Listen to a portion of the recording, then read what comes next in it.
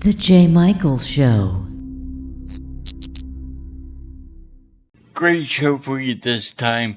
We have a wonderful guest. Her name is Michelle Luke. She's a photographer, a sculptor, a lot of other things. We're going to say hi to Michelle and let her tell you about you. Hey, Michelle, how's it going? Hi, it's going good. Good to see you. So tell the audience a little about what you do. Okay. Well, I'm an artist, and I think being an artist, I have a real muse that seems to come through that I feel like it's comes from the gods. I call them the filmic gods because it generally comes in photographs. But recently I've been writing too. I've written 3 books I'm trying to get published, and those also came as downloads from wherever they come from and came incomplete. And I watched them almost like television episodes and then wrote them down exactly as I could see them and then worked hard to make the writing beautiful. They came in the same way the pictures come in, and that is when I'm just coming awake in the morning, not quite awake, when I'm just coming to, then I'll get a download of images, really specific images, photographic images that come in my mind. They're always about love, because love is what is the most important thing, and love is the thing I put more into the universe. And they're in a sequence, a very specific sequence, and I'll see them and it'll roll and it'll roll and it'll roll until it completes itself. And people often ask me if I have to storyboard it, but I don't, because it won't go away till I get it shot. And then I find people on the street that I just like the looks of, that I think are interesting, beautiful, whatever. And I like putting strangers together to pose in these shoots because it makes an interesting tension. And I stage it and I shoot it, and then I edit it very much like a film so that I can pull you along quickly, slowly, the pace of a heartbeat, the pace of a slow kind of agonized waiting for someone, whatever's happening between the lovers. And they're quite abstract. So they're very much about the shapes and forms within the images. You know, that's just as important as any story elements, any narrative elements. So, you know, that's what I work on and that's what I exhibit. And I've exhibited them kind of all over the world, really all over the world. And I just got back from Paris. I'd been living there for 7 months. I got a visa from the French government, to a talent visa, so I could come and live there and stay. Wow. And so I did that. And I've shown there 3 times. And I'm from a little tiny town in Whitefish, Montana. When I grew up, it was 3,000 people. So I had no connections to the art world. My dad worked on the railroad. He was a lovely, lovely, loving man, a very romantic cowboy, as it turns out. I grew up with horses, riding horses, but he had a very romanticized kind of vision of all that and himself. And he passed that romanticized vision on to me. And my parents really loved each other right up till the end. And that was enough to grow up with. And so, I grew up with no connections to the art world whatsoever and none to publishing whatsoever. Yeah. So it's been a really hard scramble to leave a little tiny town like that. But I did it. I took off on my heroine's journey, left Whitefish and moved out to the East Coast to try to make it as an artist. I had a free train pass because my dad worked for the railroad. And I used that free train pass like you can't even imagine. I went all over on that to show my work and stuff until they took it away from me because I was too old. But so do you always carry a camera with you? And never. Okay, no, so you're never. I'm not on the street catching things. That's a different kind of thing. Yeah. This is a very conceptual work, and this has to do with the sculpture that you talked about. I began as a sculptor when I was in undergraduate school studying fine art to get my bachelor's degree. I started as a sculptor. I was a very conceptual kind of sculpture. I got ideas also as downloads, complete ideas that came in my mind, and I made them. I'll give you an example of one. So I had an idea of a study carrel, like a study carrel that 2 people sit on either side of with their books, and they're kind of enclosed by wood, so they're not interrupted while they're studying. But I made it as a female figure. And so her legs were around and her arms were around it was made of white plywood, very plain white plywood, but it was a female figure with a head. And that was coming around you when you pulled up to study on 2 sides. And it was a nude. And so then on one side of the study carrel, when you pulled up to study, you had Kenneth Clark's the book, The Nude. So it was fine art. It was understanding the nude as we've studied it through the ages. On the other side, I had pornography. So early on, I had this idea there's two ways of looking at the same thing. This is both a naked figure, but it's how you approach it, what you bring to it, how you look at it.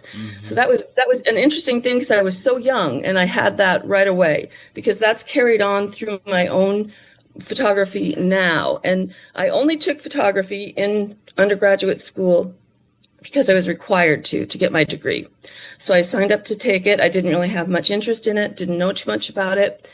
But right away, these images started to download. So my photo professor called my art criticism teacher and my sculpture teacher into a meeting to look at these images that were coming out of my Photo 101 class, which were really different from anything anyone else was doing, and they were very abstract. And so they got really excited about that and said, you have to keep taking more photography because this may be your voice. Right. So I always say that photo chose me, but I didn't choose it. But I don't walk around looking for it because it comes in my mind first before I wake in the morning, and then I stage it and shoot it. And then edit it like a film. So I work in that way. And it stays in the same way that I tell it 2 times. I always tell it 2 times, generally once from a female perspective and a second time from a male perspective. The same story, but 2 ways that the 2 different people perceived what happened between them. Sometimes it's been a woman and a child, so it's her as she was young and her now. But most often the thing comes in from the 2 perspectives, once from the male eyes and then again from the female eyes, because, it's so hard to connect and get these things understood between both of us and roll along. So I think it's because we perceive things so differently. So that's what I'm always talking about. And that came from that early sculptural work. I shoot in the round. I had my sculpture teacher in graduate school, when he first came in and looked at my photos up in these sequences, he said, you shoot like a sculpture. You shoot in the round. And I had never thought about it, but I do. I go all around my figures when I'm shooting them like they're sculptures and 3D. Yes. Yeah. Do you have any examples of your photography? Yeah, I have. This is a book that I did. I don't know. Can you see this? Should I back up? Yeah, it's called The Sweet Ache Desire, because this is always all about love and desire. And this book was nominated this year for the Henri Cartier-Bresson Award in Paris. It was also shortlisted for the Livingston Chico Review. In Livingston, they have an award for a charcoal book award, and it was shortlisted for that. And in here, I'm trying to get it published. I'm working on getting it published, but in here I have some images as they'll show up. If they don't, I'll take you out in my living room and show you. But on the cover, you can see that's me when I'm just coming awake, getting the images. And that's what it's like. I lay there like that and the images roll in. And my neighbors all think I'm lazy, but I'm actually at work on the clock when that's happening because I'm getting my images. Amazing. Yeah. So, for example, if you can see this, let's hope that we don't have any glare. There's a hand with a little pea pod. Do you see the little pea pod floating? Yes, yeah. Okay, so that is she's shelling peas. A woman is in at a picnic table shelling peas, and a memory will start to flow in from another time, and it's having that little pea pod in her hand is what brings the memory. Because that little pea pod looks very much like a canoe. Yeah. So then you start to see the... you have to lift it up a little higher. Lift it up a little higher. Yeah. Can you see? I can't see what I'm doing. She has her hand, looks like in the water. She's in a canoe, and maybe if I back up this way, it's a little better. Yeah. You can see she's got her hand, and you see that little shape of the canoe is the same as the little point of the pea pod, and then we see she's a man in the canoe, and he's caressing her, taking out to hold her hands, and then she's back again. Oops, this is tricky than I imagined. Tricky holding a book up. Holding the book up might have been easy to hold the actual images, but I thought it would be quick this way. Wow. So there she is shelling peas again. Uh-huh. And then now we see her back in the boat with the man, and he's kissing her. So they roll along like that, leading you along in the story, and then you can see her again. She's in the canoe, looking at the man, and then she's got her ear over a bowl, and all the little peas are reflected in the bottom of the bowl here, and they are in the shape of the canoe. It's the same little shape. So that. So you stage all of this in order to photograph it. Yes, I do. It's beautiful. Yeah. And here she is. She's listening to a pea shell, like a seashell, and that calls her back to the water. Right. So then she'll be back in the boat with the man and floating along. And so she'll go in and out of this memory that she has with him. And, it's this loving time that she was with him. And yeah, so it'll just, like, as you're working, it's always the time of memory. It's never sequential. It's the time of memory and daydream, and how it is in our mind, how it comes and goes and circles and recircles. And it also, doesn't have a specific story. It's every person look at it and take their own reading from it. Yeah. So you're telling a visual story with each one of these. And do you have several books, or is that the only book? There's 3. No, that's the only book I have physically made, because I entered it for these competitions. And right now it's also in the Hasselblad competition in the Landskrona. It's nominated for both of those in Sweden. So if any of these are won, the book will be published and for sale. So we're really hopeful for that. But I have on my site, if you go to my website, which is michelleluke.com, my name, you'll see all kinds of books.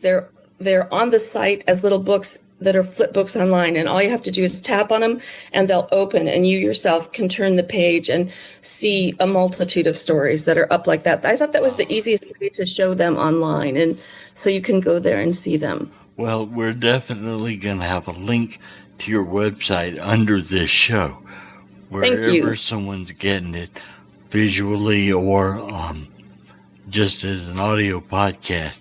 But they'll be able to go there, click on your website, and look at your photography. I was looking at the wall behind you. There's some pictures hanging there. Is anything special there? This is a funny thing that's happened to me in my life. So because I've been on a lot of residencies, I've been blessed to be chosen for a lot of residencies and go and live in foreign countries and be sponsored by usually their government to make my art. And so I don't have to worry how to pay my bills. I can just be there and do my work. And very often when I'm on these residencies, other artists that are also on the residencies will do some kind of a study of me. And I won't ask for them. And oftentimes I haven't posed for them, but they'll show up with these images that they've made of me. And so this whole wall is all images of me that various artists from all different places have given me. And I finally decided they were in boxes, and I finally decided they should be up in my studio, because I think it's a rare and unusual thing that happened. And I actually love all of them in different ways. Yeah. What inspires you the most? Or is there another photographer or an artist that inspires you?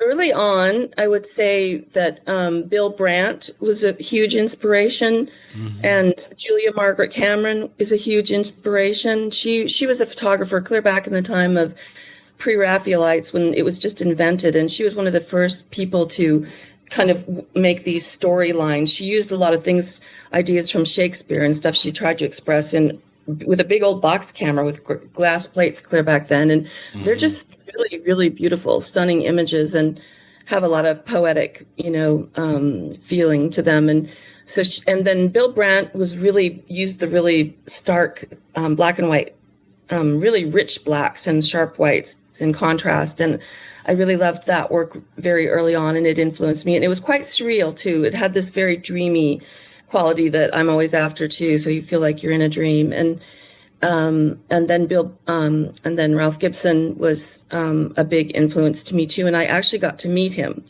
I called him to try to understand how to make things go better with my photography, because I had no connections and I was getting nowhere in New York. No one would even talk to me. It wasn't that they were rejecting me. I just couldn't get in the door to get looked at. Right. So I went to the library, and in those days there were phone books, big phone books, and I Yeah. found New York City phone book, and he was in the phone book, and I Ah, called him. I was living in Connecticut at that point, and I called him and told him I'd always really loved his work, and I was only an hour away by train, and would he ever look at mine? And he said, "How about Saturday?" He was that nice. wow. A very famous artist already by that time, and so Yeah. I went in with my work and showed him my work, and he spent the whole day talking to me, about the book he was making of his work. And at the end, he told me that he thought I should write to a man named Jean-Claude Lemanier in Paris. He was a Hmm. curator at the Bibliothèque Nationale at that point, and tell him that Ralph had sent me. So I wrote to him. He said he helped me quite a lot as a young man, and I think he'll help you too. So I wrote to him, and he did indeed help me, and he gave me my first museum show, and he became my Wow. mentor. He was Yeah. he told me which philosophers to read, which films he thought I should look at. It carried on because I had that in graduate school too. I studied with Carl Toth, who was a really, really the smartest man I think I've ever met. And he was a very good mentor too.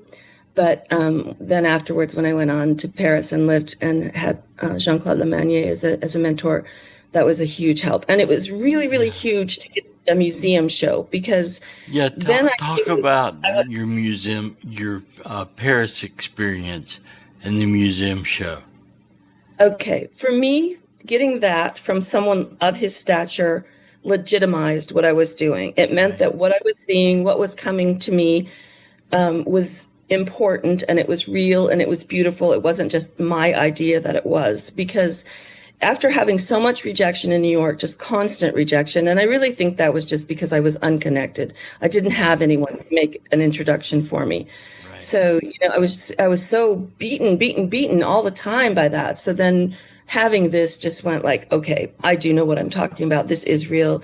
It's important. It's beautiful work. And, someone else sees it. And so that was just huge for me. And it was the first time because, as an artist, you're always, when you're young, especially, you're always hanging your own shows and cutting your fingers with glass and, matting everything and cleaning all this glass and everything. And the Yeah. first time I was there, they sat me on a tall chair, and these men in white coats came and in white gloves, took my images, and they framed them all up and brought them out and asked if that was okay, if that's how I saw them, if that's how I wanted them, and that was just phenomenal to me because that had Yeah. never happened before. That was the first time someone else took care of all that. And then something that was really beautiful about this, that was so exciting, was they didn't tell me. They made a small cafe poster, window-sized poster of one of my images, and they gave it to me. It was a poster, and I have them. And they said, this will be up in the cafes, in the windows to advertise the show.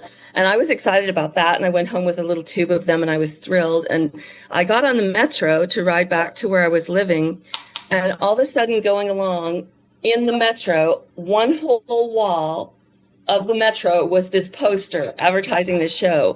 And I saw it out the window when we stopped, and I stood up and screamed, and everyone looked at me like, "Are you crazy?" And I was saying, "C'est moi, c'est moi, c'est moi," like that. And I was just shaking, shaking, shaking. And it was beside a big poster with paintings by Manet, so it was Wow. like, oh, this is real. This is real, so that was really Yeah. exciting. I thought we won't have that again. That's okay. Sorry about that. That's okay. We have to do that sometimes. I Yeah. have a dog that's just come into the room, and I'm hoping she doesn't come over here to me. That's the way it is. If you want to get up on your lap, that's how Jaja is too. Yeah. Yeah, So you were talking about Paris and your yeah. excitement. That was so exciting, and it got a lead photo in Beaux-Arts magazine. So it was up during a time that at that time they had called Mois de la Photo, the month of photography. And at that time in Paris, it was in November. Every museum, every gallery only showed photography. And so I was one of those museum shows, and everybody sends in images to Beaux-Arts to try to get their work shown, advertised. And they had sent some of mine, and that got the lead photo. And next to it was Jean Sudak, who's really, really famous. So that was also huge. I think they were shocked that mine got chosen. They were like, wow, when I came in and they showed it to me. And I was really happy over that and stuff. So And, it was just thrilling to be in there and watch people, in the museum go down and make meaning between these images and, like how slow they went with it, because this is something really important to me still to this day. I'm trying to slow people down. Yeah. Slow down and really look and see how this leads you along, how one connects you to another, both with the images and with this kind of threads of a narrative. And I watched them and I could see the success of that because they did really slow down and they did really look. And then they looked a second time to see, okay, now what are the differences? What's different between the male and the female version of this? Because oftentimes they have the same perspective, right, or the switch perspectives, because sometimes we do have the same perspective on the thing, and that's the way it's sent to me. So that's the way I shoot it. I stay really, really true to the images as they're sent to me. I do what comes to me. I never change it. I never decide, like, once in a blue moon, once I set it up, I'll see something that's like, oh, I did not see that in my mind, but that's beautiful. And I'm not such a purist that I won't shoot that. I will shoot that and I'll see if it fits in. But generally, I'm really, really true to what has come into my mind before the shoot. When you're doing the photography, do you prefer film or are you now all digital? No, I'm film. I'm analog. It's so much more beautiful than digital because digital is flat and it's always going to be flat. And film is, it has all that beautiful silver content. Although I will say, when I was just in Paris this last time living and working, a curator sent me to Picto Lab. And Picto Lab has been there since the 50s. And in those days, only printed, film on silver paper, but now they also do digital. And he took a print that I had online because I didn't have the negative with me, and he printed it as a digital image on a paper that's filled with silver. And it looked beautiful. It looked like an old analog picture. So, things are getting smarter about that as you go along. Right. And I print all my own work, so that was unusual for me to go there, but I needed something I didn't have with me, and they were able to do that from a digital image. That was going to be a next question. You have your own darkroom, right? I do. And do you prefer black and white over color? I mostly do black and white, but I do color as well. I have let's see if I can find this and show you this picture. Lately I've had a lot of things come into me that are, they have to do with art history, and they seem to be images that project me into art history, like putting me as a part of art history that already exists. And so that's kind of a funny thing too. This is a picture that I shot. I took the picture of myself. So you can see that. I took the picture of myself. I was working, and I was trying to tell someone I am at work. I'm in my pajamas, but I'm at work. And I shot that really quickly without thinking about it too much. And then when I got done with it and looked at it more, I realized this looks so much like this painting that Matisse did of the boy at the piano. It's got so many elements in common. We're both pulled up at our workstation, and the way that it's organized with the space and color behind us, the way it's divided, they're so similar. And we both have this flash of light coming across one of our eyes that makes it black. Okay, there's a little bit of a glare on it, so move it back or forward. There, we can see it a little clearer there. Okay. Yeah, I see what you're talking about. In your glasses, you can see that. Yeah, and his eye, it goes right across his eye. It was painted that way, but the light came across my eye and the glass to do that. And so then so I put them together. I made them into a new image by photographing the painting and my image and putting them back together in an assemblage, and made that in color. And I really love that shot. So, if something happens like that, or if something comes in color, I'll definitely use it. And, I'm not opposed to color. Just the images come to me usually in black and white, and they're so poetic. The black and white is so poetic. So you have one instance of abstraction instantly because you've abstracted all the color. So you've already moved into this zone of abstraction right away. So you've got that, and I just really love that. So yeah. When you went to Paris, did you speak French already, or did you learn it there? Yeah. No, I've lived there 3 different times now. Yeah. So I guess 4 times. The first time I went as an exchange student in college. I'd studied French, and it's a funny story that's in the book that I'm writing. So I don't really want to tell the whole story, but I knew as a little tiny girl, I'll tell you this much. I came down to the table at 4 years old, to the breakfast table, and told my mom and dad and my sister and brother, when I get a big girl, I'm going to live in Paris, France. Hmm. And they were just like, ha ha ha, this is so funny. Why are you going to Paris, France? That's really funny because we aren't French as far as we knew then. We weren't French, and nobody'd been there. Nobody spoke French. And I did know why, but I told them I don't know. I just know I'm going. And so as soon as I got to college in Missoula, they had a program called the Burgundy Program, and I immediately signed up for that to go as an exchange student junior year. And I kept studying French, and then I went and lived with a French family. So that's where my French got good because they didn't speak any English, so I had to. So Yeah. it was okay before I went, as far as student French, it was okay. But it got much, much better living with the French family. And they were so lovely. They were so lovely and so good to me. And I just adored them. And they came back and visited in Montana too. So that was really nice. Oh, And nice. yeah, so when I went back, I know when I wrote to Mr. Lemanier, I wrote to him in French, and I think he liked that. It was a bit charming for him that, he got this little bit funny letter with, some funny faults and things, he liked that. And so then I kept it up, and it's amazing how fast it comes back because I lived there for 4 years when I went the first time after graduate school. And then when I came home because my mother actually went blind, and I had to come home and take care of her. And then when I went back, I thought like, oh, it's been really long, so maybe not. But it's amazing how fast it returns the language. It really comes back.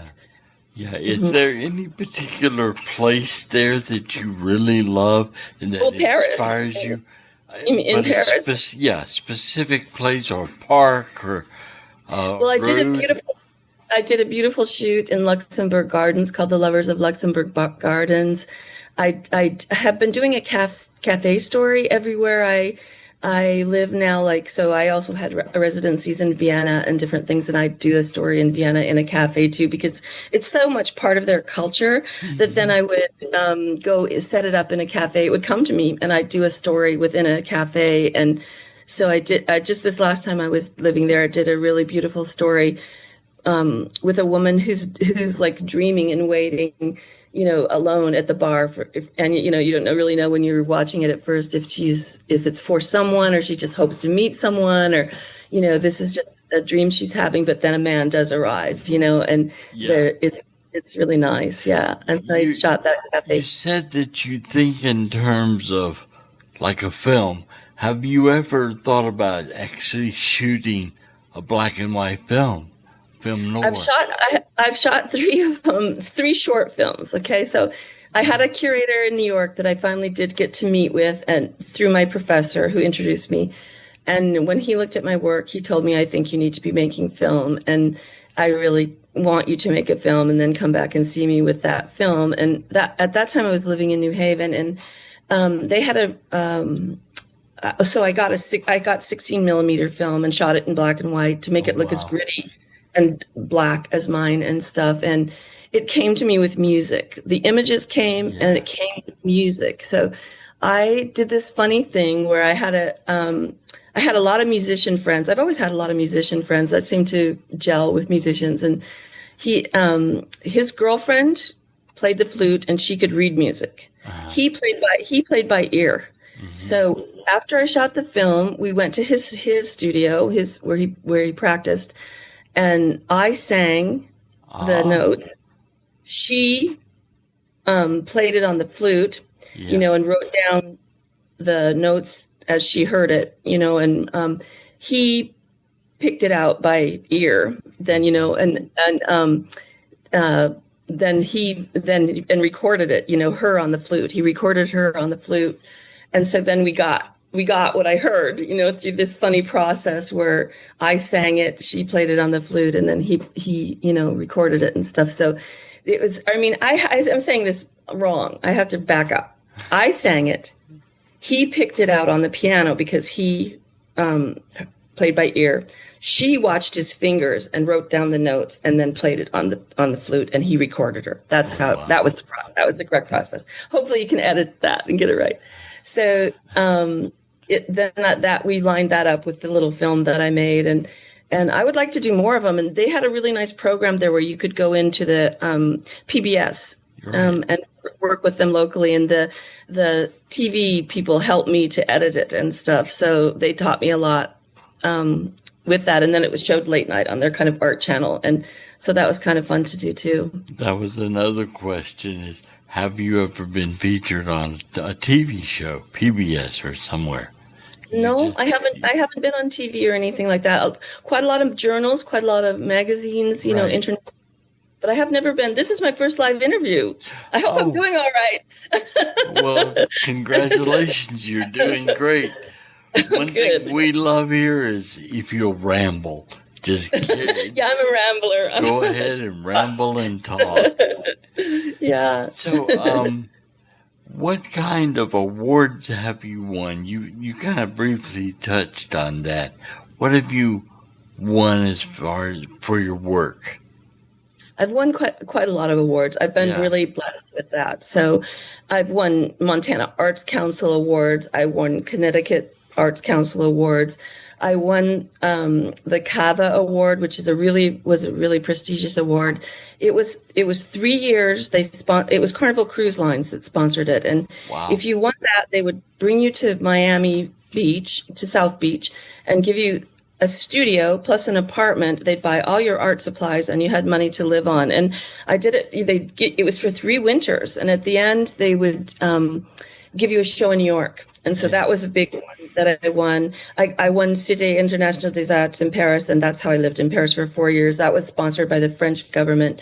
They sponsored me with an atelier to live in and do my work. And, you know, also in Vienna, the Bundesministerium for Wissenschaft and Kunst, they sponsored me to come to Vienna and gave me a studio, a place to live and do my work there. And I exhibited there. Each time I went, I exhibited at the WUK there, which is a big art center museum, and at Fotogalerie Wien. And then I'd give talks about my work and stuff to people. And I met fabulous other artists each place I lived. It was so fun. It was so much fun. Besides, you know, doing my work and being very serious about my work and exhibiting and things, it was really fun to meet all those other artists and all those other places and just see them, because artists are fed by new things, by seeing new things and having new experiences. This really feeds you and it gets your juices really going, so you get creative and stuff like that. And that's why these artist residencies are really key and important, because then you have someone else to bounce your ideas off of that's a thinker like you, and you're seeing new things, and, you know, it just really helps you create. Okay. Well, what's next for Michelle? Where are you going now? Well, like I started to tell you, I'm also writing. So I have a funny story so when I right near the end of this care for my mother, I wasn't able to shoot and work exactly in the same way that I had been all these years, because she required a lot of care, being blind, right? Mm-hmm. So I still worked, and all the images still rolled in my mind. They still came like they did. So to me, it felt like I never stopped. But the only part I stopped on was being able to go, you know, places and take them for these shows and stuff. But the images kept rolling. But so this one night at 3:00 in the morning, the phone rang. I thought it was my mom, because I had her in a little house right beside me, and she could call and I'd run. You know, I had a little path worn right between us, and I'd run over and take care of her. So, but 3:00 in the morning, the phone rang. I leapt out of bed, and it wasn't my mom. It was a psychic in Great Britain, and I didn't know her from Adam. And she said she had done a life reading for someone else, and she had such a clear vision of me that she found me online. And she wanted to know if I was writing. And I said, I'm not writing, but if you see stories, it's my photography. And she said, I know all about the photography, and that's in it, but that's not it. Uh-huh. If you're not writing, can you? Oh. And I said, well, it's funny that you bring that up, because I've had something coming, a story. And she said, well, get it down on paper, because it's going to be a book and it's going to be a film. And I promise me that you'll go down and start that. And she said, it'll come really easy because your spirit guides are all around you. It'll just pour out of you. And, she proceeded to tell me how much longer I would have my mother, what was wrong with my mother. She described my house, my street. I was in a relationship at the time, and she told me to get out of it. She said, he cannot walk your path with you. I'm not saying he doesn't love you, but he can't walk your path with you. So, right. He was problematic. And she said, the next time the problems happen, let him go. And I did. That kind of gave me a certain amount of strength to do that. Yeah. And I went down at 3:00 in the morning and I started writing, and it did just pour out of me. And I've actually written 3 books now. And I think they're very funny and also very inspiring for other artists and stuff. It's based on my life. I wrote them as memoirs, and I've at one point tried to change them to fiction because someone suggested that. But now I'm back to just, no, it's my story. It should be memoir, even though it reads like fiction, and it's quite funny because so many funny things happen to me on all these, trips and adventures and everything. So I've put it back to memoir, and I've had like 3 or 4 times where it's been taken, and I think it's going to go, and then like someone retires and it comes back to me, or during COVID, the people that were publishing it ran out of money. And so it came back to me, and it's just kind of always heartbreaking, but I don't give up because it's meant to be in the world. Have you thought about self-publishing? Just self-publishing it yourself? I might have to, but the reason I didn't want to is because I already have so much work to do to promote my art. I'm only one person, so I would really like someone else to take over the story, but it does just flow out of me, and I love writing. I went to Yale after this happened. I applied and went to Yale. They have a summer intensive writing program, and I took both sessions, took the book through it to find out if I was crazy. Could I write? They were going to tell me at Yale. So they did. They said, yeah, you can write. You could write when you got here. So, that was very positive too. I didn't have the same groundwork foundation as I did from going, getting a master's degree in fine arts.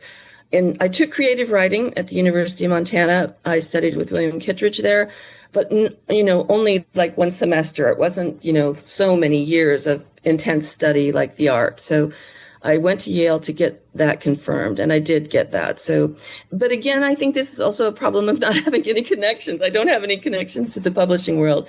So I keep trying and trying and trying and trying, and I won't give up until it goes, because, I do think it's going to be, if not a film, a television show. And then this all comes together, why I had this filmic vision. And yeah, exactly. Okay. Go into a little more detail about the spiritual aspect of it, using cards and talking to this psychic.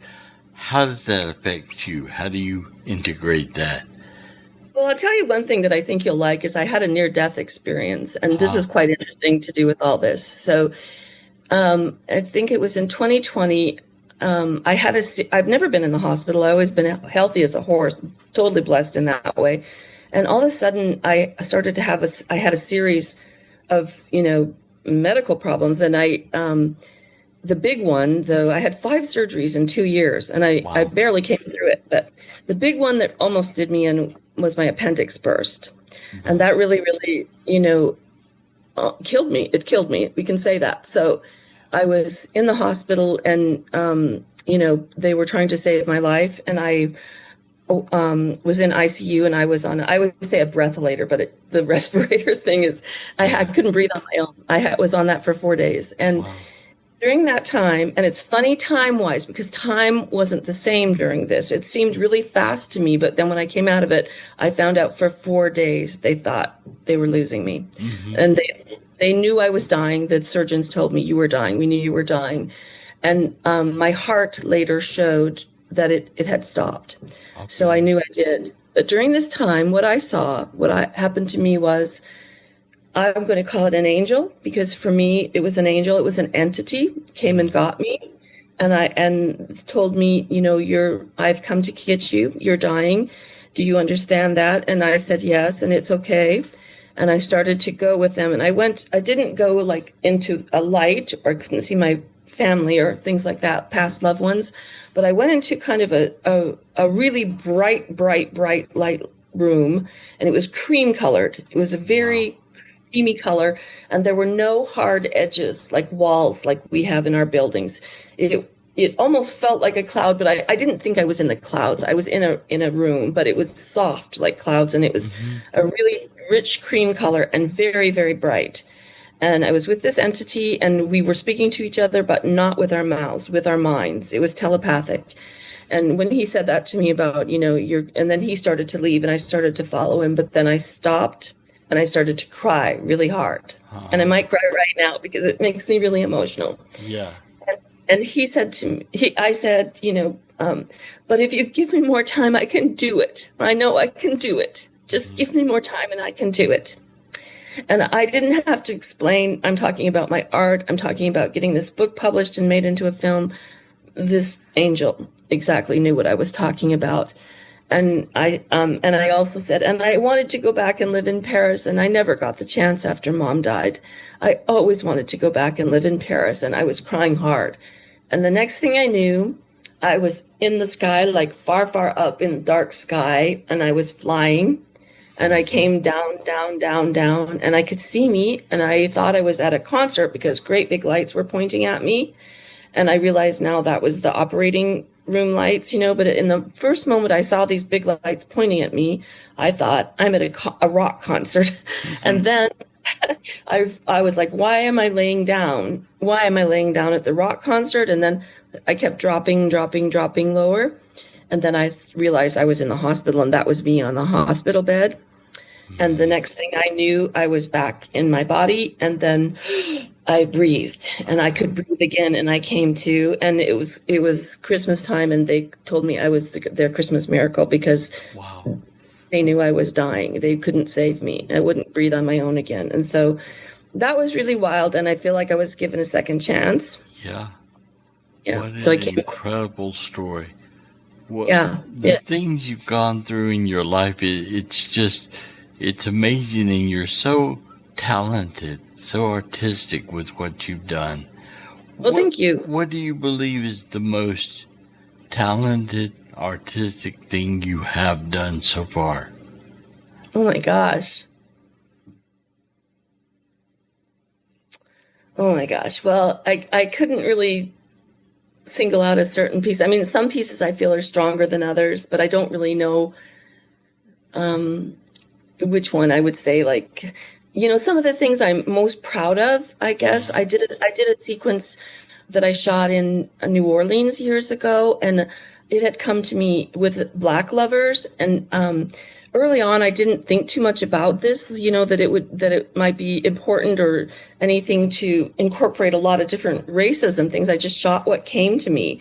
And where I was living, I was surrounded in Montana. There really aren't very many Black people at all, like maybe 9 Black people that live here. Growing up, there was 1. And so in New Haven, I had access to more, but it just didn't occur to me. I did have my little neighbor girl say to me, when are you going to make a series with a Black couple? And I said, when it comes to me. So it had been planted. She said it to me, and she was a Black gal. And so then when I got to New Orleans, I got this came to me. The images came to me, and there I was, and there was, easy access. And I approached strangers and asked them to pose for me, and they did. And I had a friend that I met that had this beautiful screened-in porch with this light that reflected through the screen, almost like butterflies. It was really magical light that danced around in there. And she had a hammock that was hanging in there. And the images that came to me were of this woman she played the hammock like a harp, the strings of the hammock. And there was a man outside in the foliage. And when she called him in like a siren, she played the hammock, and he came in, and it's such a cool story. And it was really interesting for me as an artist because it flipped everything that I was used to looking at a white hand on a black shirt like this. That was my contrast, and it flipped everything. So for me, that was interesting, but it really wasn't about that, so much as it was this beautiful story where she called her lover in from the foliage and he would emerge. And it was never clear whether he was really there or it was just a fantasy, but it's a beautiful story about a siren, this beautiful siren that uses her power to call him in. And I was very proud of that piece. And that was the piece that featured in Beaux-Arts in Paris when it showed. And it's always been a really strong one. It's in my book, although it's an older piece. I put it in my book because I am really proud of it, and it was, Yeah. a good one. Okay, so what do you want to do next? What's the next thing? I want my books published. I want this. The book is called The Unrepentant Adventures of Art Girls. This is the novel, the memoir, and I want to get that published. I'm writing, sending it off all the time, and I want someone to slow down and read it because it's very funny and very inspiring. And I know people will love it. People do love it. So I just need to get an agent to slow down and pay attention to me and read it.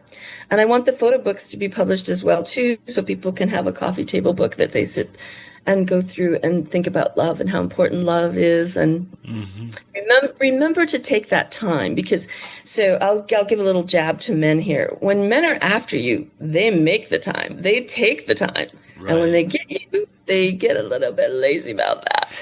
Yeah. So my idea is to give that, a little rev again, give it a little gas. So don't forget that gal you've got at home. She needs that. We need that. Yeah. Everybody needs it. Yeah. Well, and everybody love. It's our greatest commonality. It's a conquest. And once we have it, then we just sort of accept that it's there now. And that's right. We don't nourish it like we should. Yeah. Well, Michelle, it's been wonderful having you as my guest. Thank you so much. We will put links here so people can see your photography and your books. And I'll have to give you the website. Link. Yeah. Oh, thank you for having me. It's been really fun to do this. I hope I get to do more. I love it. Well, I hope you do too. Thank you very much, and we'll see you next time on the show.